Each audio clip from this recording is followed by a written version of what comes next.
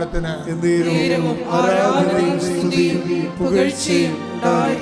സാമ്പത്തിക മാർഗങ്ങൾ തെളിഞ്ഞു വരാത്തവരെ, പല ബാങ്കുകളും മുട്ടിട്ട് ലോൺ കിട്ടാതിരിക്കുന്നവരെ, ആവശ്യപ്പെട്ട രേഖ കിട്ടാത്തവരെ, വീടിന് നമ്പർ കിട്ടാത്തവരെ, ഇനി ഈ വിഷയത്തിൽ ചെയ്യാൻ ഇനി ഒന്നുമില്ല, ഞാൻ എന്ത് ചെയ്യുമെന്ന് അറിയാൻ പറ്റാതെ പകച്ചു നിൽക്കുന്നവർ,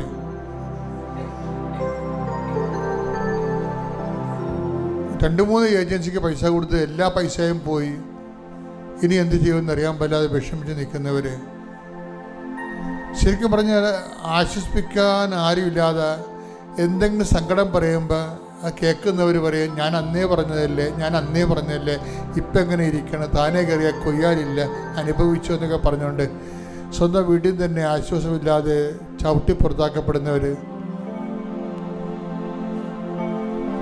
കർത്താവേ അവർക്ക് അങ്ങ് മാത്രമേ, ആരെല്ലാം ഉപേക്ഷിച്ചാലും ഞാൻ നിന്നെ ഉപേക്ഷിക്കുന്ന ഒരു ഒറ്റ വാക്കിലാണ് ഈശോയെ അങ്ങനെ മക്കൾ ഇവിടെ നിൽക്കുന്നെന്ന് ഓർക്കണമേ എന്ന് പ്രാർത്ഥിക്കുന്നു. സ്തുതിക്കട്ടെ. ഹല്ലേലൂയ, ഹല്ലേലൂയ, ഹല്ലേലൂയ, ഹല്ലേലൂയ, ഹല്ലേലൂയ. ഞങ്ങളെ അവഗണിക്കില്ലെന്ന് തിരുവചനത്തിലൂടെ നൽകിയ ഉറപ്പിന് നന്ദി പറയുന്നു.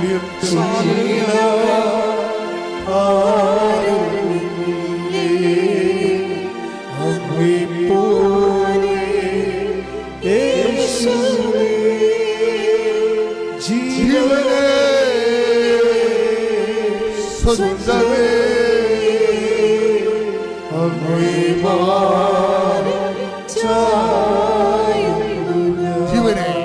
ജീവനേ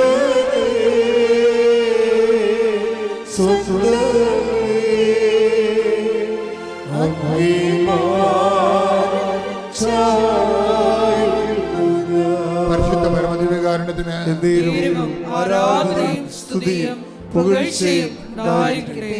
മക്കളെ ഓർത്ത് വേദനിക്കുന്നവർ, അവിടെ വിസ കട്ടാകാൻ പോകുന്നു, അവർക്ക് വിസ പുതുക്കി കിട്ടണില്ല, ഇനി എന്ത് ചെയ്യുന്നവർക്കൊരു ഐഡിയ ഇല്ല, കുഞ്ഞുങ്ങളെ അവിടെ കൊണ്ടുപോയി വിസയും പുതുക്കാൻ പറ്റണില്ല, ചെയ്തുകൊണ്ടിരുന്ന ജോലിയുടെ പ്രോജക്റ്റും തീർന്ന് തിരിച്ചു പോരേണ്ടി വരുന്നു, വിസ കിട്ടുന്നില്ലെങ്കിൽ എന്ത് ചെയ്യും? അങ്ങനെ കുഴങ്ങിക്കിടക്കുന്നവർക്ക് തീരുമാനം എടുക്കാൻ പറ്റാതെ വിഷമിക്കുന്നവരുടെ മേൽ കർത്താവിൻ്റെ അരുവി വരാൻ വേണ്ടി പ്രാർത്ഥിച്ചുകൊണ്ടിരിക്കേണ്ട സമയമാണ്. ജീവിതത്തിനുണ്ടാകുന്ന ഓരോ വിഷയങ്ങളെല്ലാം പേപ്പർ സംബന്ധമായ രേഖ സംബന്ധമായ സൈൻ ചെയ്ത് കിട്ടേണ്ട ഒരു അവസ്ഥകളിൽ നിൻ്റെ എല്ലാ പേപ്പറുകളും സൈൻ ചെയ്യുന്നതിന് വേണ്ടി നിൽക്കുന്ന തടസ്സങ്ങളെ യേശു നാമത്തിൽ മാറിപ്പോകട്ടെ എന്ന് കൽപ്പിക്കുന്നു. ശ്രുതികട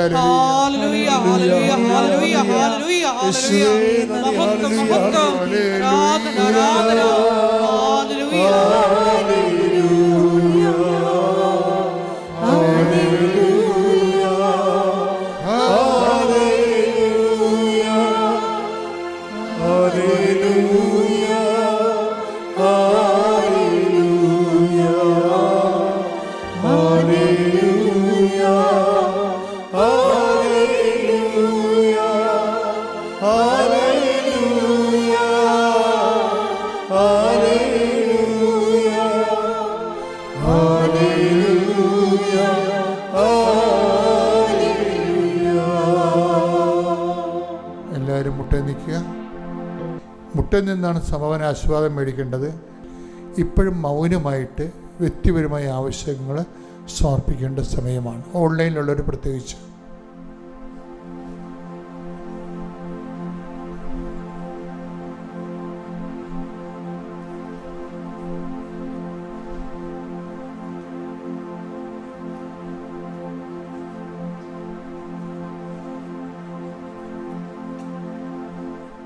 ഇപ്പോൾ ഡോണയുടെ സാക്ഷി ഞാൻ ഇടയ്ക്ക് പറഞ്ഞില്ലേ, അവളെ സംബന്ധിച്ചത് അവിടെ പാസ്പോർട്ട് റിജക്റ്റഡ് ആണ്. പാസ്പോർട്ട് റിജക്റ്റഡ് ആകണം. വെറും ഒരു 72 മണിക്കൂർ കൊണ്ട് പുതിയ പാസ്പോർട്ട് പ്രൊഡ്യൂസ് ചെയ്യണം. നടക്കാത്ത കാര്യമാണ്. 1 മാസം അതിൻ്റെ ഡോർമെൻറ്റ് ടൈമുണ്ട്. പക്ഷേ ഇവൾ പാസ്പോർട്ട് തിരിച്ച് റിജക്റ്റായ പാസ്പോർട്ട്, സ്പെല്ലിംഗ് മിസ്റ്റേക്കുള്ള പാസ്പോർട്ട് കൊണ്ടുവന്ന് പാസ്പോർട്ട് ഓഫീസിൽ കാണിക്കുമ്പോൾ അയാൾ പറയും ഇതിൻ്റെ മിസ്റ്റേക്സ് ഒന്നുമില്ല എന്ന് പറയണില്ലേ എന്ന് പറഞ്ഞ് അയാൾ റിജക്റ്റ് ചെയ്യും.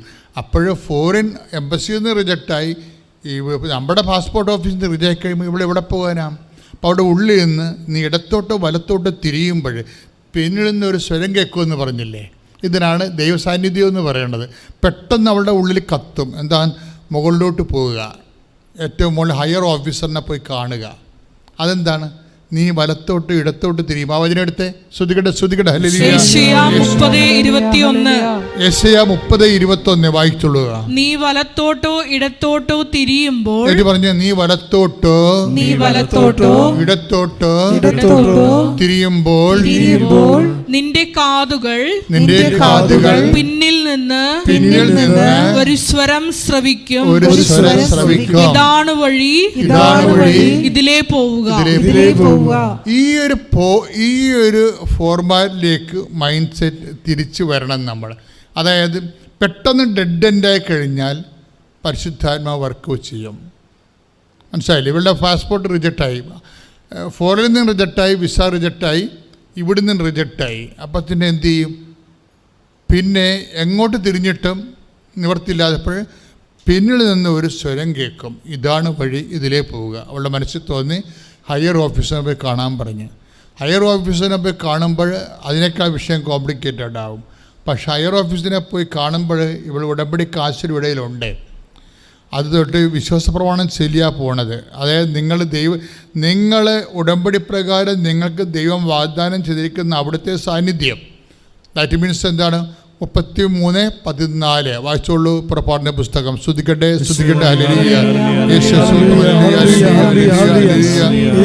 പുറപ്പാട് 33:14. കർത്താവ് പറഞ്ഞു, ഞാൻ തന്നെ നിന്നോട് കൂടെ വരികയും നിനക്ക് ആശ്വാസം നൽകുകയും ചെയ്യും.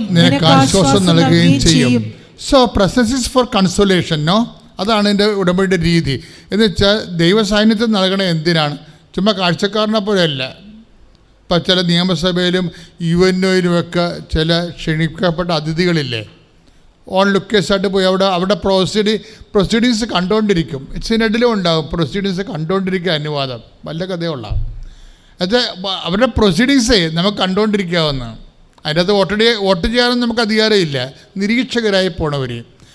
മനസ്സിലായോ? നമുക്ക് അതായത് ഇതുപോലെ വലിയ ഫോറങ്ങളിൽ നിരീക്ഷകരുണ്ടാവും.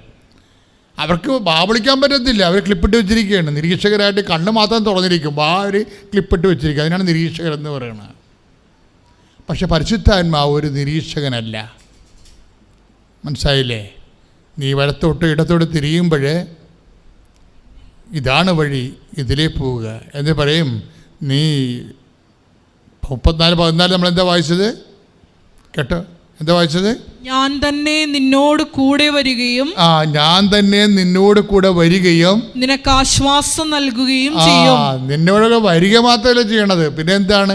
നിനക്ക് ഉടമ്പടി എടുക്കുന്നൊരു ബോധം ഉണ്ടാകണം. ദൈവം എൻ്റെ കൂടെ ഉണ്ട്. എങ്ങനെയുള്ള ദൈവമാണ്? നിരീക്ഷകനായ ദൈവമല്ല. പിന്നെ എന്താണ്? എനിക്ക് ആശ്വാസം നൽകണ ദൈവം. പുറപ്പാട് 33:16. അങ്ങ് പോരുന്നില്ലെങ്കിൽ അങ്ങ് എന്നിലും അങ്ങയുടെ ജനത്തിലും സംപ്രീതനാണെന്ന് എങ്ങനെ വെളിപ്പെടും? അങ്ങ് ഞങ്ങളോടൊത്ത് യാത്ര ചെയ്യുമെങ്കിൽ അങ്ങ് ഞങ്ങളോടൊത്ത് യാത്ര ചെയ്യുമെങ്കിൽ ഞാനും അങ്ങയുടെ ജനവും ഭൂമുഖത്തുള്ള എല്ലാ ജനതകളിൽ നിന്ന് വ്യത്യസ്തരായിരിക്കും. Praise the Lord. Make a difference എന്നോ പറയത്തില്ലേ? അതായത് മറ്റ് വ്യക്തികളിൽ നിന്ന് നമ്മൾ വ്യത്യസ്തരായിരിക്കും. അനിൽ ജോർജിൻ്റെ സാക്ഷ്യം എന്ന് പറയുന്നത് അവിടെയാണ് വ്യത്യസ്തമായിരിക്കുന്നത്. അതായത് ഇവൻ ഒരു പയ്യൻസാണ്. ശരിക്കും ഇവന് ആകപ്പാടെയുള്ള ആസ്തി എന്താണ്? വിശ്വാസം. പിന്നെ ഉള്ളത് എന്താണ്? ആഗ്രഹം. ഇത്രയേ ഉള്ളൂ. ഈ രണ്ട് കൊണ്ടാണ് ഇവിടെ മൂലധനം ഇതാണ്, ക്യാപിറ്റലാണ്. ഒരു വിശ്വാസിയുടെ ക്യാപിറ്റൽ എന്താണ്? പൈതൃക സ്വത്താണോ? കാലാകാലങ്ങളായിട്ട് അപ്പന്മാരിൽ നിന്ന് പകർന്ന് കിട്ടിയ 100 കണക്കിന് ഏക്കർ ഭൂമിയാണോ? എന്താണ്? നമുക്കുള്ള വിദ്യാഭ്യാസമാണോ? നമുക്കുള്ള കെട്ടുപാടുകളാണോ? നമുക്ക് ശുപാർശ ചെയ്യാനും നമ്മളെ സപ്പോർട്ട് ചെയ്യാനും പിന്തുണക്കാനുമുള്ള സംവിധാനങ്ങളാണോ? What is the capital of a faithful? ഒരു വ്യക്തിയുടെ മൂലധനം എന്താണ്? You must know by no means. നീ അത് മനസ്സിലാക്കാതെ നിനക്ക് മുന്നോട്ട് പോകാൻ പറ്റത്തില്ല. ഉടമ്പടി എടുത്ത നീ വ്യക്തിയാണ് നീയെങ്കിൽ ദൈവത്തിൻ്റെ മുമ്പിൽ ഒരു കക്ഷിയായി നീ മറുകക്ഷിയായി കർത്താവിനോട് നീ ഉടമ്പടി ചെയ്തിട്ടുണ്ടെങ്കിൽ ദൈവം ഇതിൽ നിന്റെ മൂലധനം എന്ന് പറയുന്നത് നിന്റെ കർത്താവ് തന്നെയാണ്. കൈയിട്ടിച്ച് കർത്താവ്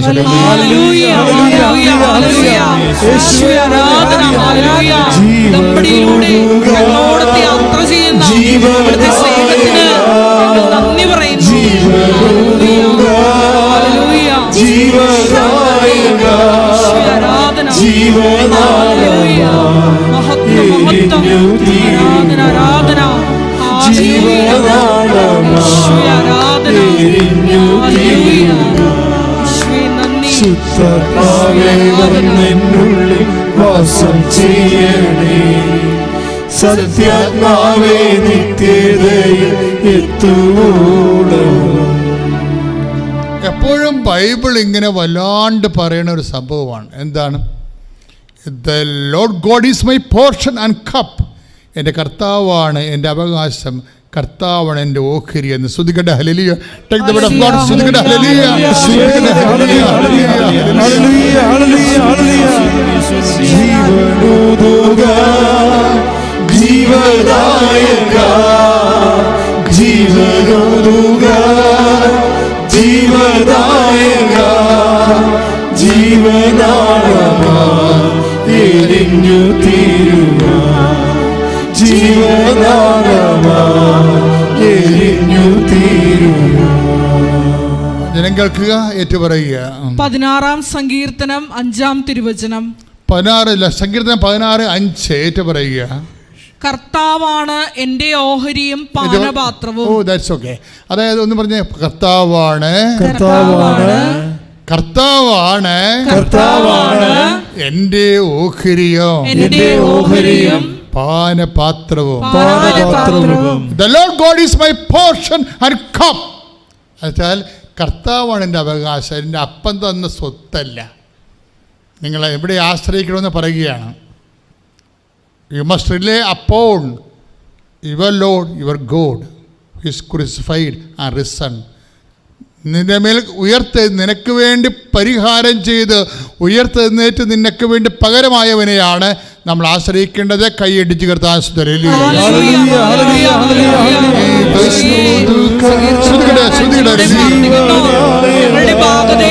അവിടുത്തെ കരങ്ങളിലാണെന്ന് പ്രഖ്യാപിക്കാനുള്ള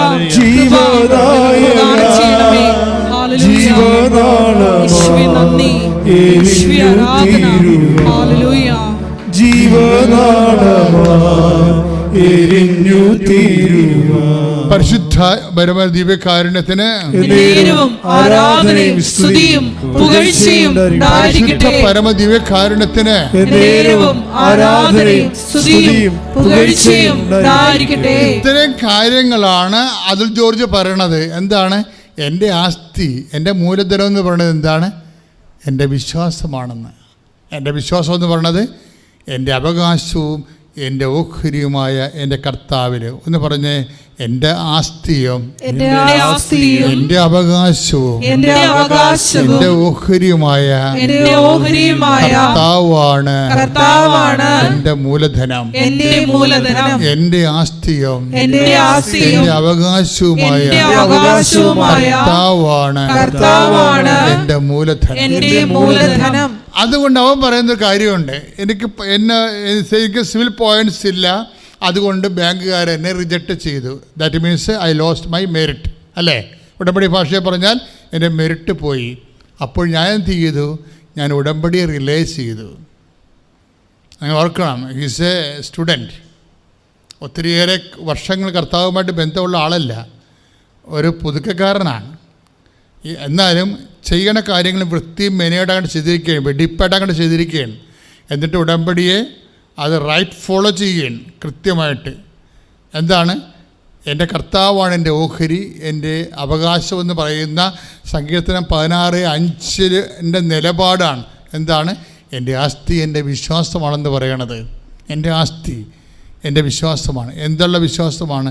അതുപോലെ തന്നെ പിന്നെ എൻ്റെ അടുത്ത ഉടമ്പടി എന്ന് പറഞ്ഞാൽ എൻ്റെ മോൻ CA ഫൈനൽ എക്സാം എഴുതിക്കൊണ്ടിരിക്കുകയായിരുന്നു. ആ സമയത്ത് അവന് ഭയങ്കര ടെൻഷനൊക്കെ ഉണ്ടായിരുന്നു, ആദ്യത്തിൽ തന്നെ ജയിക്കുമോ എന്നൊക്കെ. എന്തെങ്കിലും ഞാൻ അവൻ പരീക്ഷയ്ക്ക് പോകുമ്പോൾ അമ്മയെ കാശുരൂപം കൊടുത്തു വിടുകയും അവനെ കാശുരൂപം കയ്യിൽ വെച്ചുകൊണ്ട് പോവുകയും ചെയ്തു. പക്ഷേ ഒരു വിഷയം അവന് ഭയങ്കര പ്രയാസമായിരുന്നു. അപ്പോൾ ഞാൻ അവനോട് പറയുകയുണ്ടായി, ഒരു കുഴപ്പമില്ല, അമ്മ മാതാവ് നോക്കിക്കോളും, അമ്മ പ്രാർത്ഥിച്ചോളാം, നീ എഴുതിക്കോളൂ എന്ന് പറഞ്ഞു. പരീക്ഷ കഴിഞ്ഞ് വന്നപ്പോഴും അവൻ പറഞ്ഞു അവനൊരു വിഷയം ഭയങ്കര പാടാണ്, തോക്കുമെന്നാണ് തോന്നുന്നത് അമ്മയെ വളരെ വിഷമത്തോടെ പറയുമ്പോൾ, അപ്പോൾ ഞാൻ അമ്മയോട് പ്രാർത്ഥിച്ചു, എൻ്റെ അമ്മ മാതാവ് നീ ആ പേപ്പർ നോക്കുന്ന സമയത്ത് അവിടെ ഉണ്ടാകണം, എൻ്റെ കുട്ടിയെ തോക്കാൻ അനുവദിക്കരുത്. ഇന്ന് വരെ അവൻ ഒരു വിഷയത്തിന് തോക്കാതെ ജയിച്ചു വന്ന കുട്ടിയാണ്. അതുകൊണ്ട് CA ഫൈനൽ എക്സാമിലും അവനെ ജയിക്കാൻ നീ അനുവദിക്കണേ അമ്മയെന്ന് ഞാൻ പ്രാർത്ഥിച്ചുകൊണ്ടിരുന്നു. അത്ഭുതമെന്ന് പറയട്ടെ, റിസൾട്ട് വന്നപ്പോൾ അവന് ഏറ്റവും വിഷമമെന്ന് പറഞ്ഞിരുന്ന ആ വിഷയത്തിന് അമ്മ ഏറ്റവും നല്ല മാർക്ക് കൊടുത്ത് അവനെ അനുഗ്രഹിച്ചിരിക്കുന്നു. അവൻ ആദ്യവട്ടം തന്നെ CA ഫൈനൽ എക്സാം നല്ലപോലെ പാസ്സാകുകയും ചെയ്തിരിക്കുന്നു. അടുത്തതായിട്ട് എൻ്റെ അടുത്ത സാക്ഷ്യം എന്ന് പറഞ്ഞാൽ എൻ്റെ അനിയത്തി, അത് എൻ്റെ ഭർത്താവിൻ്റെ അനിയൻ്റെ ഭാര്യ, അവളൊരു നേഴ്സാണ്. അവൾക്ക് UK പോകുക എന്നുള്ളത് വലിയൊരു സ്വപ്നമായിരുന്നു. അവളെപ്പോഴും OVT പരീക്ഷ 5-6 പ്രാവശ്യം എഴുതിയെങ്കിലും പാസ്സായില്ല. അപ്പോൾ ഞാനത് എൻ്റെ നിയോഗത്തിൽ വെച്ചിരുന്നു. എൻ്റെ നിയോഗത്തിൽ വെച്ചതിന് ശേഷം അവൾ 1-2 വട്ടം കൂടി എഴുതിയെങ്കിലും തോറ്റുപോയി. പക്ഷേ ഇപ്പോൾ 3ാമത് എഴുതിയിട്ട് അവൾ ജയിക്കുകയും UK പോകാനുള്ള തയ്യാറെടുപ്പ് നടത്തിക്കൊണ്ടിരിക്കുകയുമാണ്. ഇത്രയും അനുഗ്രഹങ്ങൾ തന്ന എൻ്റെ അമ്മയ്ക്കും തിരുക്കുമാരനും ഞാൻ കോടാനുകോടി നന്ദി പറയുന്നു. ഇനി എനിക്ക് 2 നിയോഗങ്ങൾ കൂടി സാധിച്ചു കിട്ടാനുണ്ട്.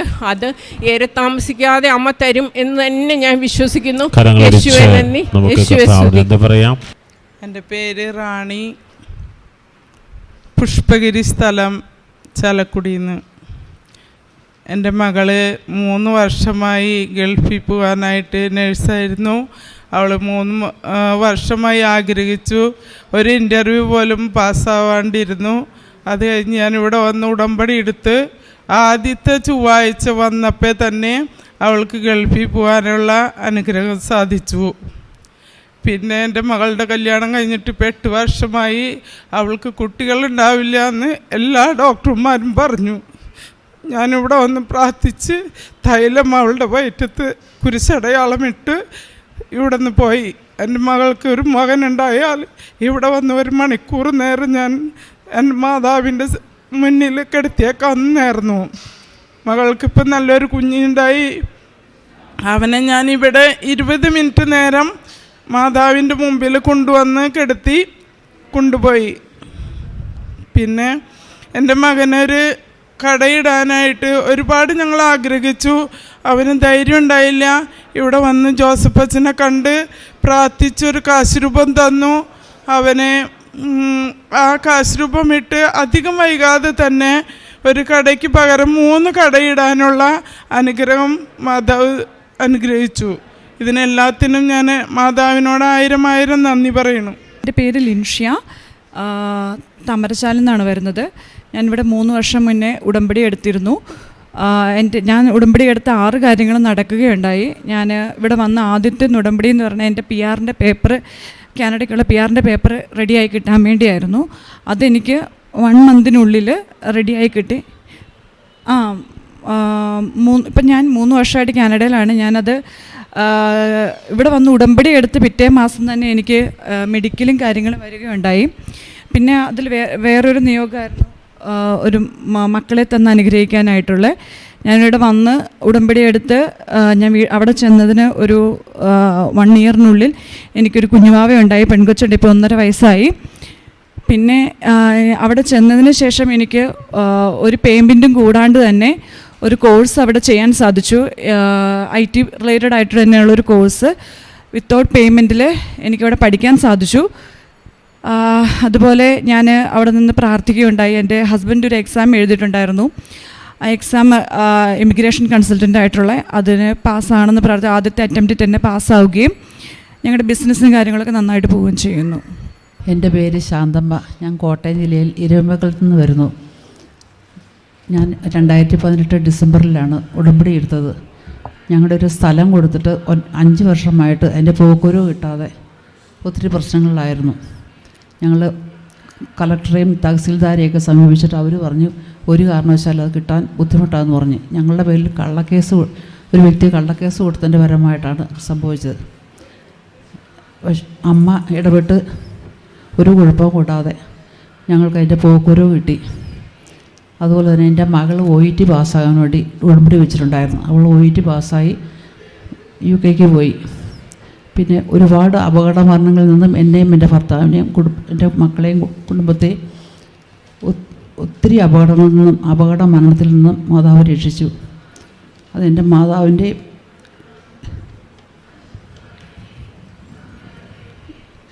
ഈശോയുടെ അനുഗ്രഹം കൊണ്ട് രക്ഷപ്പെട്ടത്.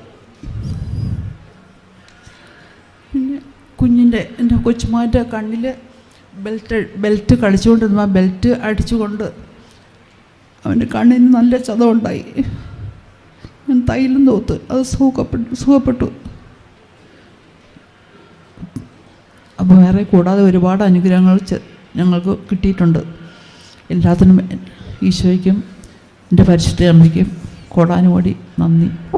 എൻ്റെ പേര് ആനീസ്. ഞാൻ വയനാട് ജില്ലയിൽ നിന്ന് പുൽപ്പള്ളി പാടിച്ചർ എന്ന ദേശത്തു നിന്ന് ഇടവകയിൽ നിന്നാണ് ഞാൻ വരുന്നത്. ഞാനിവിടെ 2021 സെപ്റ്റംബർ 27-ാം തീയതിയാണ് ഇവിടെ വന്ന് ഞാൻ ഉടമ്പടി എടുത്തത്. പക്ഷേ ഇതേപ്പറ്റി കേട്ടിട്ടുണ്ടെങ്കിൽ എനിക്കൊന്നും അറിയത്തില്ലായിരുന്നു.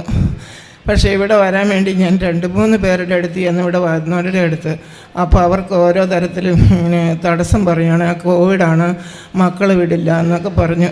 അന്നേരമെല്ലാം ഞാൻ എൻ്റെ അമ്മയോട് പറയാൻ, അമ്മേ എന്നെ കൊണ്ടുപോയി തിരിച്ച് കൊണ്ടുവരണം, അല്ലാതെ എനിക്ക് വരാൻ യാതൊരു നിവൃത്തിയില്ല, അറിയില്ല അമ്മേ, അമ്മ കൊണ്ടുപോകണം. ഓരോരുത്തരുടെ അടുത്തില്ല 3 പേരുടെ അടുത്ത് ഞാൻ ചെന്നു. അവരെല്ലാം ഇങ്ങനെ എന്നോട് തടസ്സം പറയുകയാണ് ചെയ്തത്. എന്നിട്ട് ഞാൻ എൻ്റെ കൊച്ചു വീട്ടിലൊരു ചെറിയ വണ്ടിയുണ്ട്, അങ്ങനെ ഞാൻ എൻ്റെ കൊച്ചു എൻ്റെ ആങ്ങളുടെ മോളും കൂടി ആലപ്പുഴയിൽ നിന്ന് ഓട്ടോ വിളിച്ച് പോകണം എന്നൊക്കെയായിരുന്നു അവിടുന്ന് പോയവർ പറഞ്ഞു. അപ്പോൾ ഞങ്ങൾക്കറിയത്തില്ല, അവിടുന്ന് മൊബൈലിൽ ആലപ്പുഴ വെച്ച് ഞങ്ങൾ ഇങ്ങോട്ട് പോന്നു. ഇവിടെ വന്ന് രാത്രി ഞങ്ങൾ അവിടുന്ന് ഉച്ച കഴിഞ്ഞ് 3:30 ഞങ്ങൾ അവിടുന്ന് പോന്നു വയനാട്ടിൽ നിന്ന്. ഇവിടെ വരുമ്പോൾ രാത്രി 2:30 ആയിരുന്നു. അപ്പോൾ ഇവിടെ വരുമ്പോൾ ആലപ്പുഴയ്ക്ക് വെച്ചിട്ടാണ് പോരുന്നത്. ആലപ്പുഴയിൽ നിന്ന് ഇവിടെ വരുമ്പോഴത്തേനും കുറച്ച് മുമ്പ് പുറകോട്ട് മുതൽ കൊച്ചിന് വെള്ളം കുടിക്കാൻ ദാഹിക്കുന്നുണ്ടായിരുന്നു. അവന് ഇവിടെ വന്ന് മാതാവിൻ്റെ തൊട്ട് മുമ്പിൽ വന്നപ്പോഴത്തേക്കും വണ്ടി നിർത്തിയേച്ച് അവനോട് പറഞ്ഞു, അമ്മേ എനിക്ക് വെള്ളം കുടിക്കണം, എനിക്ക് ദാഹിക്കുന്നതല്ലാതെ എന്ന് പറഞ്ഞു. എന്നിട്ട് അവൻ തിരിഞ്ഞു നോക്കാം, അമ്മയെ നെങ്ങ നോക്കിയ ഒരു സൂത്രം കാണണമെങ്കിൽ അമ്മേ മാതാവ് ഇവിടെ അമ്മയെന്ന് പറഞ്ഞു. അങ്ങനെ ഞാൻ തിരിഞ്ഞു നോക്കുമ്പോൾ അപ്പോൾ അന്ന് ഭയങ്കര മഴയായിരുന്നു. തിരിഞ്ഞു നോക്കുമ്പോൾ അമ്മയുടെ തൊട്ട് മുമ്പിൽ ഞാൻ ഈ 3 പേരുടെ അടുത്ത് ചെന്നപ്പോഴും അവരെന്നെ ഉപേക്ഷിച്ച് വിട്ടു. വന്നവരെല്ലാം കരഞ്ഞ് ഞാൻ അമ്മയോട് പറഞ്ഞു, അമ്മേ ഈ എല്ലാ സ്ഥലത്തും പോകണമെന്ന് പറഞ്ഞാൽ അമ്മ കൊണ്ടുപോകുന്നുണ്ടല്ലോ, ഇവിടെ മാത്രം അമ്മ ഞങ്ങളുടെ അടുത്ത് ആരും വരാത്തതെന്നൊക്കെ ഇങ്ങനെ ചോദിച്ച് ഞാൻ വിഷമം പറയുമായിരുന്നു. കൃത്യമായിട്ട് അമ്മ കൊണ്ടുപോയി ശരിക്കും മാതാവിൻ്റെ മുമ്പിൽ വേണ്ടി നിർത്തി. എൻ്റെ കൊച്ചിന് വെള്ളം കുടിക്കാൻ ദാഹിക്കണമെന്നും പറഞ്ഞു. എന്നിട്ട് അമ്മ ഇവിടെ ഇരിക്കും, ഞാനിപ്പോൾ പറഞ്ഞു തരാമെന്നും പറഞ്ഞ് അവൻ കൊച്ചു വന്ന് ഇവിടെ ഒരു അപ്പച്ചനുണ്ടായിരുന്നു. അപ്പച്ചനോട് പറഞ്ഞു, ഇത് തന്നെയാണ് മോനെ എന്ന് പറഞ്ഞു. മോനെ എവിടുന്നാണ് വരുന്നതെന്ന് ചോദിച്ചാൽ പറഞ്ഞു, ഞങ്ങൾ വയനാട്ടിൽ നിന്നാണ് വരുന്നതെന്ന് പറഞ്ഞു. കറക്റ്റ് 2:30 മണിയായുള്ളായിരുന്നു. അങ്ങനെ ഞങ്ങളിവിടെ വന്നു. എന്നുവെച്ചാൽ കൊച്ചിനോട് പറഞ്ഞു വണ്ടി കയറ്റിയിട്ട് വെച്ച് നിങ്ങളിങ്ങോട്ട് കയറണം. കൊച്ച് അത് തിരിഞ്ഞില്ല, വണ്ടി കയറ്റിയിടാൻ പറഞ്ഞ് മാത്രം കേട്ടു. അങ്ങനെ ഞങ്ങൾ ആ വണ്ടിയെ തന്നെ ഇരുന്നു. നേരം വെളുക്കോളം ഭയങ്കര മഴയായിരുന്നു. ആ മഴയെല്ലാം വെച്ചാൽ കുറേ സമയത്തൊക്കെ നനഞ്ഞു. എങ്കിൽ തന്നെയാണെങ്കിലും 6 മണിയായപ്പം എഴുന്നേറ്റ് ഞങ്ങളുടെ കൊച്ച് പറഞ്ഞ് ബാത്റൂമിൽ പോകണമല്ലോ എന്ന് പറഞ്ഞു. അങ്ങനെ ഞങ്ങൾ ബാത്റൂമിൽ പോകാൻ വേണ്ടിയിട്ട് ഞാൻ അപ്പച്ചനോട്, അപ്പം നിങ്ങളോട് ഇങ്ങോട്ട് വരാനല്ലേ പറഞ്ഞേ, നിങ്ങൾ എന്തിനാണ് അവിടെ ഈ മഴയത്ത് വിഷമിച്ച് അവിടെ ഇരുന്നതെന്ന് ചോദിച്ചു. അപ്പോൾ ഞാൻ പറഞ്ഞു കൊച്ചിന് മനസ്സിലായില്ല എന്ന് പറഞ്ഞു. അങ്ങനെ ഇവിടെ വന്ന് അന്ന് ഞാനിവിടെ വന്ന് ഉടമ്പടി എടുത്തു. വലിയ ബുദ്ധിമുട്ടില്ലാതെ വണ്ടിക്ക് എന്താ കേട് വന്നായിരുന്നു. അന്ന് ഞാൻ ഇവിടെ വരുമ്പം എന്നോട് ആ ബ്രദർ ചോദിച്ചു എന്താ അസുഖമെന്ന് ചോദിച്ചു. അപ്പോൾ എനിക്ക് ആകെ 8 ഓപ്പറേഷൻ കഴിഞ്ഞിരിക്കുന്നതാണ്. ഇനി ഓപ്പറേഷൻ ചെയ്യാത്ത സ്ഥലമൊന്നുമില്ല, നട്ടലിന് 2 ഓപ്പറേഷൻ കഴിഞ്ഞാണ്. അപ്പോൾ 2 സ്ഥലത്തും കട്ട് ചെയ്താണ് നട്ടലിന്. അപ്പോൾ എനിക്ക് ഈ ബെൽറ്റ് കെട്ടാതെ എനിക്ക് എഴുന്നേൽക്കാനൊന്നും പറ്റത്തില്ലായിരുന്നു. ഒരു 10-15 മിനിറ്റ് നേരമെങ്കിലും ബെൽറ്റ് കെട്ടിയതിന് ശേഷം മാത്രമേ എനിക്കിന്ന് വരാൻ പറ്റുള്ളായിരുന്നു. ആ സമയത്ത് ഞാനിവിടെ അവരോട് ഞാൻ ബ്രദറിനോട് പറഞ്ഞു എനിക്കിങ്ങനെയാണ് അവസ്ഥ എന്ന് പറഞ്ഞു, എനിക്ക് എഴുന്നേൽക്കണമെങ്കിൽ. അപ്പം ഞാൻ പോരാൻ നേരത്ത് ബെൽറ്റ് എടുത്ത് വെച്ചിട്ട് ഞാൻ മറന്നുപോയി, ശരിക്കും എടുത്തില്ല. പോരുന്ന ഒരു കുറേ അധികം അയ്യോ ഇനി വിഷമമായ എന്നാ ചെയ്യായിരിക്കും. ഉടനെ ഞാൻ പറഞ്ഞു അമ്മയുണ്ടല്ലോ എന്തായാലും അമ്മ കാത്തോളൂ എന്ന് പറഞ്ഞു വെച്ച് പോന്നു. ഇവിടെ വന്ന് അച്ഛനെ കാണാനായിട്ട് ഒരു കത്ത് വന്ന് ഞാനിവിടെ കൊണ്ടുവന്ന് അച്ഛനെ കാണിച്ചു. അച്ഛൻ പുറത്തെൻ്റെ കൈ ഇങ്ങനെ പിടിച്ച് പ്രാർത്ഥിച്ചു. അതിനുശേഷം 5 മാസം കഴിഞ്ഞ് ഇന്ന് വരെ ഞാൻ ആ ബെൽറ്റ് ഉപയോഗിച്ചിട്ട്, വലിയൊരു ബെൽറ്റാണ് മൊത്തം കമ്പിയുള്ള. അങ്ങനെ അതിനുശേഷം ഇതുവരെ ഞാൻ ഈ 5 മാസമായിട്ട് ആ ബെൽറ്റ് തൊടേണ്ട ആവശ്യം എനിക്ക് വന്നിട്ടില്ല, ഇതുവരെയും വന്നിട്ടില്ല. അതിൽ നിന്ന് എൻ്റെ അമ്മ ഒത്തിരി നല്ലതെന്ന് പറഞ്ഞാൽ എനിക്ക് എഴുന്നേൽക്കാൻ പറ്റത്തില്ല. കാരണം 2 സ്ഥലത്ത് കട്ട് ചെയ്തിരിക്കുന്ന 5-ാമത്തെ എല്ലും 7-ാമത്തെ എല്ലും കട്ട് ചെയ്തിരിക്കുന്ന അത് വിട്ട് കിടക്കാം ഇപ്പോഴും. പക്ഷെ ഇപ്പോൾ ഒന്നും എനിക്കറിയില്ല, ഇപ്പം എനിക്ക് അതിൻ്റെ വിഷമം ഇല്ല. അപ്പോൾ അതുപോലെയുള്ളിടത്ത് എനിക്ക് നേരെ നിൽക്കാനേ എനിക്ക് പറ്റത്തില്ലായിരുന്നു. അങ്ങനെ അതും അങ്ങനെ കഴിഞ്ഞു. പിന്നെ എൻ്റെ മുടി എന്നും കൊഴിയുക തന്നെയായിരുന്നു, ഭയങ്കര. അതൊന്നും നിയോഗത്തിൽ വെച്ചിട്ടുള്ള കാര്യമൊന്നുമല്ല, എപ്പം നോക്കിയാലും മുടി കൊഴിയുമായിരുന്നു. എന്നിട്ട് ഞാൻ പ്രാർത്ഥിക്കുമായിരുന്നു. അച്ഛനിങ്ങനെ യൂട്യൂബിലും കാണും, പിന്നെ ടി വിയിലൊക്കെ പ്രാർത്ഥിക്കുമ്പോൾ ഞാനും പറയും, ഈശോയെ എൻ്റെ മുടിയും കൊഴിയുവാണ് എന്ന് പറഞ്ഞു. പക്ഷേ ഇവിടെ വന്ന് പോയതിന് ശേഷം ഒരു മുടി പോലും എനിക്ക് കൊഴിയാനിട വന്നിട്ടില്ല. അങ്ങനെ അത് കഴിഞ്ഞ ശേഷം ഞങ്ങളിവിടെ വന്നു. എൻ്റെ മോൾക്ക് 3 മാസം സ്ഥിരമായിട്ട് ബ്ലീഡിങ് ആയിരുന്നു. ബ്ലീഡിങ് നോക്കുമ്പോൾ ഭയങ്കര മുഴ. അവൾക്ക് മരുന്ന് കഴിക്കത്തില്ല, അലർജിയാണ്, ഒരു മരുന്നും കഴിക്കാൻ പറ്റിയില്ല, നീരാകും. അങ്ങനെ ഞാൻ എന്നെ വിളിച്ചു പറഞ്ഞു, അവൾ ബാംഗ്ലൂർ ജോലി, എന്നെ വിളിച്ചു പറഞ്ഞു. ഞാൻ പറഞ്ഞു, മോളെ അമ്മ മാധവനോട് പ്രാർത്ഥിച്ചിട്ടുണ്ട്, മോൻ സൗഖ്യപ്പെടുന്നു. ഒരാഴ്ച കൊണ്ട് ഒരു തുള്ളി ബ്ലീഡിങ് ഇല്ലാതെ അത് അമ്മ സുഖപ്പെടുത്തി തന്നു.